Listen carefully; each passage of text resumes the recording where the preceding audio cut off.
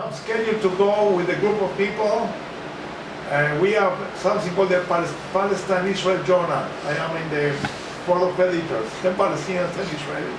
We're going to see the Prime Minister, Mohammed Stein, and the President Abbas.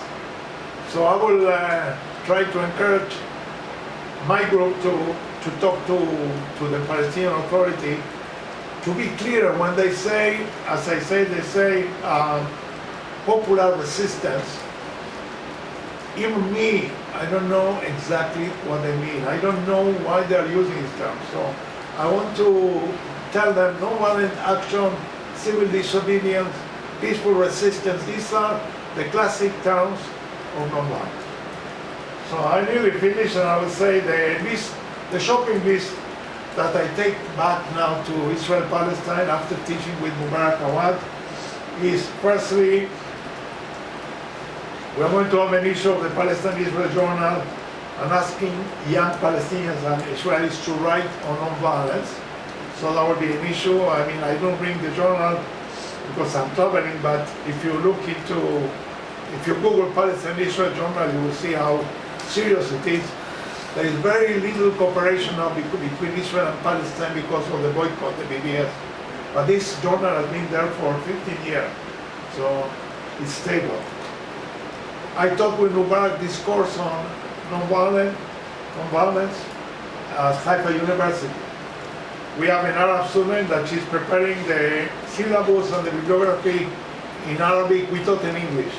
In Arabic, with all the resources in Arabic and also in English, and she's going to send it to all Palestinian universities, and hopefully she may be invited to teach. She's been my teaching assistant, so she can do it with Mubarak. Maybe, me as a Jew, I'm not sure they would accept me, maybe, but I don't need to be there. It's enough that, so we want to institutionalize the teach of the course called Nonviolent Action. By the way, you're all studying in the same university, or you study in different universities? There's different universities.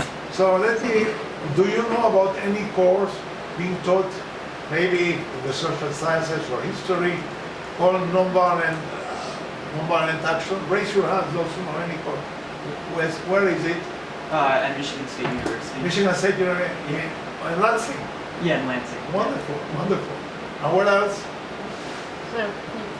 Both. I took a course called Religion, Violence, and Peacekeeping. Where? At the University of Edinburgh. Edinburgh. Yeah. Good. But it's not 100% nonviolence. It was like It was really focused on. three good things. Yeah, but the religious peacekeeping was very nonviolent. Oh, okay. Very interesting. And you? Yeah, I also took religious violence and nonviolence. Where? Bates College in Maine. It's like a small In Maine. private school. I don't know. Yes? I took civil disobedience, and it mainly focused on nonviolent methods at Pitzer College. There. Yeah. Okay. Look, you maybe the syllabus will be in English and Arabic. So but the idea is, why is it that it's not being taught in more universities, especially in the U.S. where Martin Luther King is a success story? Am I right? It is a success story. I mean, in a country that's never happened, it's very difficult to get started. So, anyway, we're going to show the film Gandhi massively, and no pay copyright either, so I don't mind to we can sort it out, but eventually it will be in schools and not in cinemas. It will be in NGOs, in schools, in clubs, so it's not that, it's going to be interesting. By the way, we have elections in September the 17th. Netanyahu could not form a government in the previous election 2 months ago. So it's the first time in our history that we have elections in a period of less than 6 months. Imagine. We couldn't form a government of majority because we have a parliamentary system. And now it's trying again, 17th of September. And we are going to, our main project, which is really, if you will ask me a question, I will give you many more details, as alternative to imprisonment for minors. It mostly relates to the Palestinians that are under 18 that have been imprisoned for stone throwing. 80% of them have been the charge was stone throwing. And when you are doing stone throwing, it has been if you don't hit anybody, just for the mere fact that do it to a jeep, to an Israeli soldier or whatever, you get in a military tribunal a year imprisonment. So to avoid trial, the Palestinian Authority pays $100 a piece to a lawyer, $100, and he has a pre-bargaining for 6 months. So why 6 months? There's a very miserable 6 months to be in prison anyway. And in fact, when he is released, he becomes like a hero for other young people because he has been, in prison. So it's totally counterproductive for anybody. Recidivism is higher. You know what recidivism is? Going back to prison is higher. And so we are now saying alternative to imprisonment. What can we do with kids? Not only Palestinians with throw stones, we have Jewish young settlers.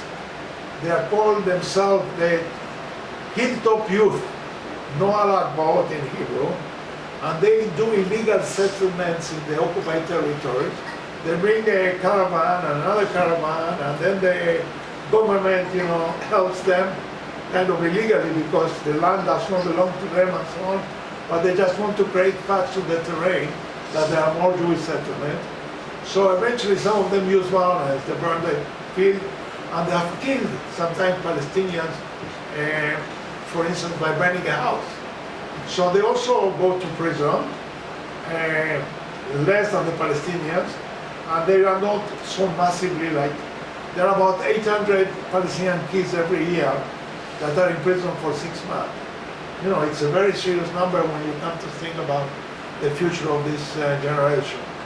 So we want to have a campaign and have a pilot case in the city of Jerusalem because Israel has annexed the whole city of Jerusalem. There is no military tribunals. They go to the same court that me as an Israeli Jew would go. So there are better lawyers and everything is more monitored. There is an audience, there are journalists, and there we can fight it more.